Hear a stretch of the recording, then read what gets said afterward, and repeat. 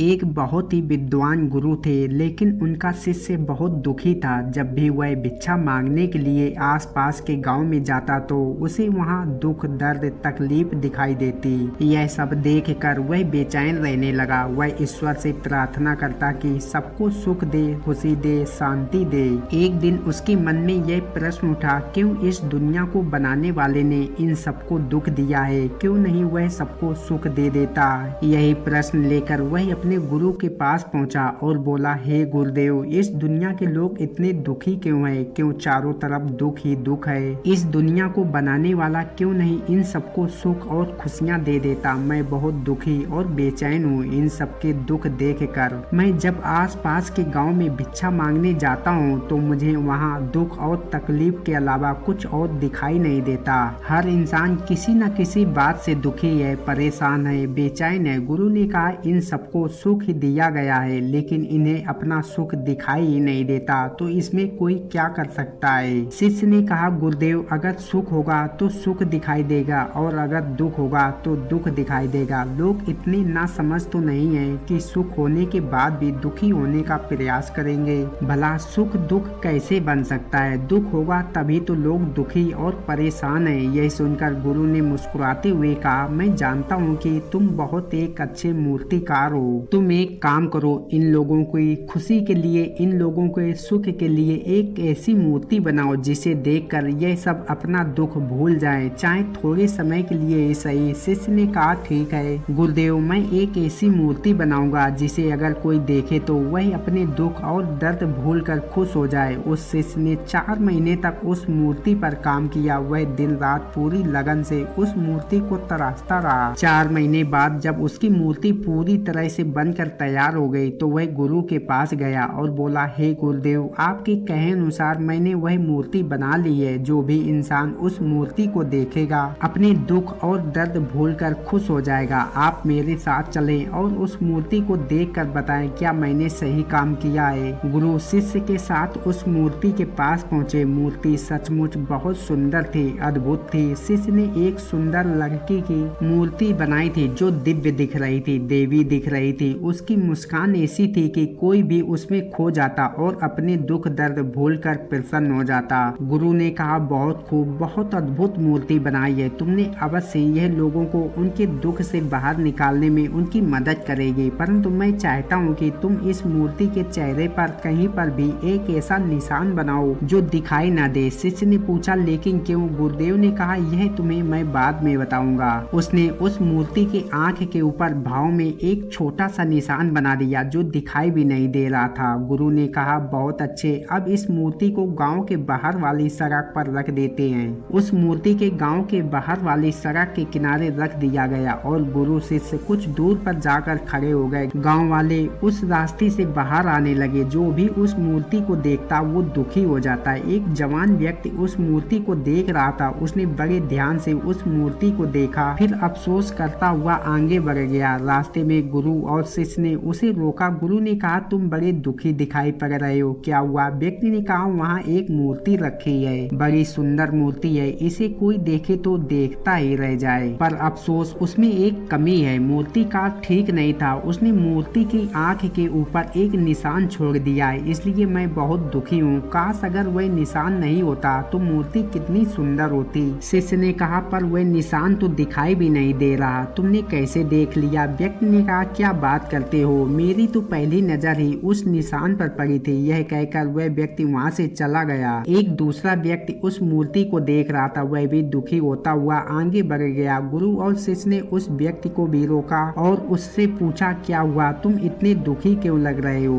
उस व्यक्ति ने कहा, वहाँ एक बहुत सुंदर मूर्ति है, पर मूर्तिकार बेकार का आदमी था। उसने मूर्ति के चेहरे पर एक निशान छोड़ दिया है जिसने मेरा मन खराब कर दिया है। शिष्य ने पूछा, पर वह निशान तो दिखाई भी नहीं दे रहा, तुमने कैसे देख लिया? उस व्यक्ति ने कहा, अरे कैसी बात करते हो भाई, मुझे तो पूरी मूर्ति में वह निशान ही दिखाई पड़ा। क्या तुम उस निशान को छोड़कर सिर्फ मूर्ति नहीं देख सकते? क्या हुआ अगर उसमें एक छोटा सा निशान है, बाकी मूर्ति तो अच्छी है ना? व्यक्ति ने कहा, मूर्ति तो अद्भुत है, दिव्य है, लेकिन अगर उसमें वह निशान नहीं होता तो सही था, बस इसीलिए ही मैं दुखी हूँ। धीरे धीरे सभी गांव वालों ने वह मूर्ति देखी और सभी दुखी हो गए। शाम शाम होने पर आखिर में राजा भी अपने रथ से सवार होकर वहां से निकले। उस मूर्ति को देखकर वह अचंभित था कि इतनी अद्भुत मूर्ति रास्ते पर क्यों खड़ी है, इसे तो महल में होना चाहिए था। लेकिन थोड़ी देर में वह भी दुखी हो गया और उस मूर्ति को छोड़कर आगे बढ़ गया। गुरु और शिष्य ने उस राजा को रोका। गुरु ने राजा से पूछा, हे राजन, आप दुखी क्यों हैं? क्या मूर्ति सुंदर नहीं है? राजा ने कहा, मूर्ति तो दिव्य है, पर एक वह निशान जो मूर्ति के आंख के ऊपर है वह सही नहीं है। मूर्तिकार ने गलती कर दी, इसलिए मैं दुखी हूँ। काश अगर वह निशान नहीं होता तो यह मूर्ति मेरे राज दरबार की शोभा बढ़ा रही होती। यह कहकर राजा भी वहाँ से चला गया। गुरु और शिष्य दोनों मूर्ति के पास पहुँचे। शिष्य ने बड़े ध्यान से मूर्ति को देखा। मूर्ति बहुत सुंदर थी, उसमें कोई कमी नहीं थी और न ही वो निशान दिखाई दे रहा था। शिष्य बड़ा अचंभित था। उसने गुरु से कहा, गुरुदेव, मूर्ति में तो कोई कमी नहीं है, पूरी मूर्ति अद्भुत है और दिव्य स्वरूप है। एक छोटा सा निशान ही तो है, और वो भी ऐसा कि दूर से देखो तो दिखाई भी ना दे, बहुत पास आकर देखोगे तब भी बहुत ध्यान देने पर ही दिखता है। फिर यह सारे लोग उस एक छोटे से निशान के पीछे ही क्यों पड़े हैं? इन लोगों को इतनी सुंदर मूर्ति क्यों नहीं दिख रही? गुरु ने उत्तर देते हुए कहा, तुम पूछ रहे थे ना कि दुनिया बनाने वाले ने दुख क्यों दिया? उसने दुख नहीं दिया, उसने तो इन्हें सुख देने की सारी व्यवस्था की थी। पर यह सब पूरी मूर्ति नहीं देखते, यह कमी देखते हैं, यह पूरा सुख नहीं देखते। उसमें एक छोटा सा दुख ढूंढने में लगे रहते हैं। जैसे तुम्हारी मूर्ति में इन्होंने सुख की जगह दुख ढूंढ लिया, अर्थात मूर्ति की दिव्यता देखकर खुश होने की बजाय एक छोटी सी कमी देखकर दुखी हो गए। ऐसे ही उनके पास सुख ही सुख है, लेकिन ये सब एक दुख में खोए रहते हैं जिसका कोई वजूद ही नहीं है। जैसे तुम्हारी मूर्ति में एक छोटे से निशान का कोई वजूद नहीं है। शिष्य ने प्रश्न किया, लेकिन यह ऐसा क्यों करते हैं? गुरुदेव ने कहा, बेचैन मन के कारण यहाँ सब बेचैन है। यहाँ कभी भी पूरी मूर्ति देखते ही नहीं, यह कभी भी अपना पूरा सुख देखते ही नहीं, देखते हैं एक छोटी सी कमी, यह सुख के बीच दुख देखते हैं। ये पूरी दुनिया विराट सुख को छोड़कर छोटे छोटे दुखों को पकड़ कर बैठे रहते हैं। वही उनकी जिंदगी है और वही उनकी दुनिया। अगर यह ध्यान से देखे तो बनाने वाले ने हर चीज उनके सुख के लिए ही बनाई है। ये नदियाँ, ये पहाड़, हरी भरी प्रकृति, स्वादिष्ट फल और भोजन, रिश्ते नाते, धन संपदा, हर एक चीज उनके सुख के लिए बनाई गई है।